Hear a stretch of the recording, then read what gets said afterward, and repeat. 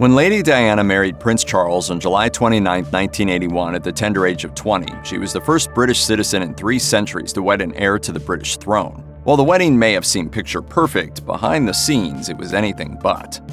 There have been reports that Charles nearly didn't make it to the altar at St. Paul's Cathedral in London on his wedding day. According to Catherine Mayer, author of the unauthorized biography Charles, Heart of a King, the Prince of Wales reportedly told an aide that he didn't want to go through with the wedding at all. One of the problems was that Charles and Diana didn't know each other very well. They had a brief 5-month engagement and had only dated a short period of time, so they hadn't really established a deep affection or even much of a relationship at all. That distance showed in public, even at the time. And I suppose in love. Of course. Whatever in love means.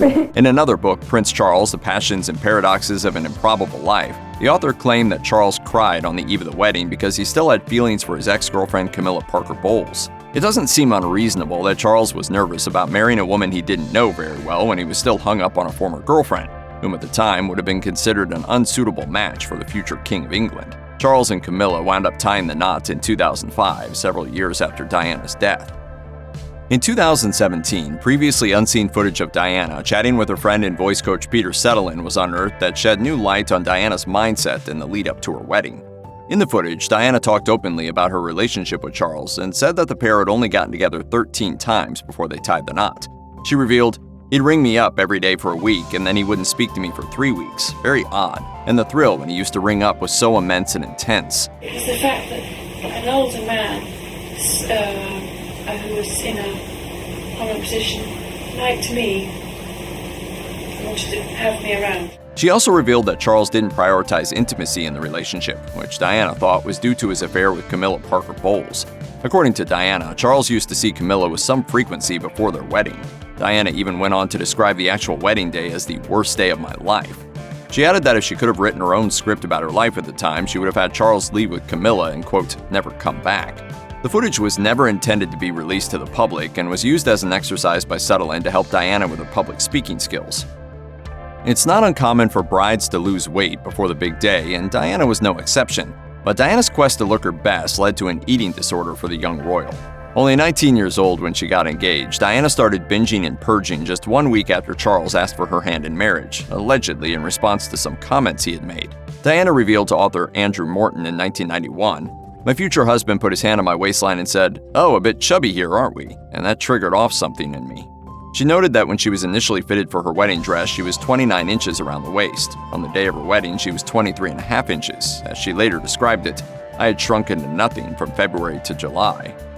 It can take hours for a bride to get dressed and coiffed on the day of her wedding, and Diana prepared for her big day like many women do by dabbing on some perfume before walking down the aisle. Diana chose the fragrance Quelque Fleur, but she had a tiny mishap when applying the perfume, her makeup artist Barbara Daly told People. The 20-year-old princess was wearing her gown when she put some of the fragrance on her wrists and accidentally spilled some on the material. Daly came to the rescue, telling Diana to hold the spot where she stained the dress while she was walking, making it look like she was carrying the front of her gown to prevent herself from stepping on it. No one appeared to notice the stain on Diana's dress when she got out of the royal carriage on her way into the church. Most people didn't know what Diana's dress would look like until the day of the wedding. The gown cost approximately $115,000 to make and featured sequins, lace, and thousands of pearls. David and Elizabeth Emanuel designed the dress, which they stored in a locked safe in their studio. The safe was huge because it had to fit the gown's 25-foot-long train, and the safe initially couldn't fit through the studio door because it was so big. They ended up using a crane to put it into the space. Longest royal train in the past has been 20 foot. She said, yes. So I said, well, we've got to make it bigger than that. Diana traveled to St. Paul's Cathedral in a coach and had to share the small space with her giant dress. The fabric was folded in a very specific way in order to keep it from wrinkling, a difficult task. Two of Diana's bridesmaids, India Hicks and Sarah Armstrong Jones, were tasked with making sure the train was properly laid out during the ceremony. The pair practiced using a long sheet to make sure they were prepared. It can be nerve-wracking for any bride to walk down the aisle on her wedding day, so you can imagine how Diana felt when she had 3,000 guests in attendance. Unlike most brides, her stroll was considerably longer. She was accompanied on the long walk by her father, who stood by her side despite health problems. The entire process took her 3.5 minutes from the carriage to the altar at St. Paul's Cathedral. You can't help but wonder what was going on in Diana's head as she was preparing to tie the knot with the future King of England. What we do know is that she scanned the crowd during her big day, keeping an eye out for Camilla Parker Bowles. Camilla had dated Charles briefly in the early 1970s, and the pair remained friends. Charles didn't hide the fact that he was friendly with Camilla, although Diana had some suspicions about their relationship from very early on. In 1991, Diana revealed to author Andrew Morton that she did see Camilla at the ceremony and could recall the moment vividly, right down to the outfit she was wearing. Diana was a trailblazer when it came to her fashion, charity work, and personal image.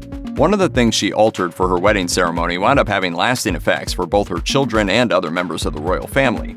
As far back as 1662, royal weddings followed the Anglican Book of Common Prayer that included the line, "To love, cherish, and to obey, till death us do part." Diana did not like the word obey, and after a discussion with Charles, the couple agreed to omit it from their vows. While the decision to change the vows was treated by some as controversial, Dr. Edward Carpenter, the Dean of Westminster Abbey, told the New York Times at the time that he agreed with their decision, saying that marriage should involve two equal partners. He said, "If there is going to be a dominant partner, it won't be settled by this oath. I think this is much more Christian." Diana's son, Prince William, and Kate Middleton also excluded the word obey from their vows in 2011, as did Meghan Markle and Diana's younger son, Prince Harry. In 2018, Princess Eugenie and her husband Jack Brooksbank also omitted the phrase from the vows at their wedding. AFP special correspondent Michelle Leclerc witnessed the wedding and noted how the couple was quite nervous, which is completely understandable. Wedding day jitters are common among many people, so you can imagine the pressure that Prince Charles and his bride felt when they stepped out of their carriages and into the church with literally millions of eyes upon them. Their voices reportedly trembled during the exchange of vows, and Diana accidentally inverted her husband's names, calling him Philip Charles Arthur George instead of Charles Philip Arthur George. The couple were officially husband and wife at 12:20 p.m., and both the Queen Mother and Queen Elizabeth II were visibly emotional as they watched the pair tie the knot. The couple later shared that infamous kiss from the balcony of Buckingham Palace before they went to the reception. Charles and Diana tied the knot in a traditional Church of England ceremony presided by Alan Webster, the Dean of St. Paul's Cathedral, and Robert Runcie, the Archbishop of Canterbury. The TV audience was huge. The ceremony was broadcast on the BBC and ITV, drawing an audience of 750 million viewers in 74 countries, including 28.4 million from just the United Kingdom. In comparison, 24 million Brits watched Prince William and Kate Middleton wed in 2011, and just 18 million Brits watched Prince Harry and Meghan Markle wed in 2018. In addition, a crowd of approximately 600,000 people gathered in the area around the cathedral to try and catch a glimpse of the royal couple, not to mention the 3,500 people gathered inside the church. The Archbishop referred to Charles and Diana's wedding as a fairy tale, telling those in attendance that the wedding day was the, quote, place where the adventure really begins. The wedding day itself was also a bit of an adventure for everyone in attendance. The wedding was a massive security operation for the City of London, involving police helicopters, armed police on rooftops, and more than 5,000 uniformed officers on patrol, including undercover agents monitoring the proceedings while keeping a low profile. The uniformed police were a conspicuous presence in the thick crowd and made themselves known by searching some spectators, moving unattended bags, and even arresting people as needed. Guards on horseback prepared for the wedding by training in anti-terrorism tactics, and stayed close to the carriages they were defending for the sake of acting as shields for their occupants in case anything should go wrong. Following the ceremony, Prince Charles and Princess Diana hosted a wedding breakfast at Buckingham Palace with 120 guests. Dishes included brill and lobster sauce, chicken stuffed with lamb mousse, and strawberries and cream. There were also 27 wedding cakes, including the official cake created by David Avery, the head baker of the Royal Navy Cooking School in Kent. It took Avery 14 weeks to finish the fruitcake, which featured Charles's coat of arms, the Spencer family crest, as well as roses, lilies of the valley, and orchids. In August 2021, a slice of the couple's cake sold for over $2,500, bringing in much more than the anticipated $700 auctioneers initially predicted. The cake had belonged to a woman named Moira Smith, who worked for Queen Elizabeth II at Clarence House. She stored the cake in a tin with the slightly inaccurate label, "Handle with care, Prince Charles and Princess Diane's wedding cake," along with the wedding date. A private collector bought the slice in 2008. So what does a 40-year-old piece of cake look like? According to a similar slice of cake shown off in 2011, not great. The auction house in 2021 claimed that the famous dessert was still in, quote, the same good condition as when originally sold, but also recommended no one actually eat it. Check out one of our newest videos right here. Plus, even more grunge videos about historical events are coming soon. Subscribe to our YouTube channel and hit the bell so you don't miss a single one.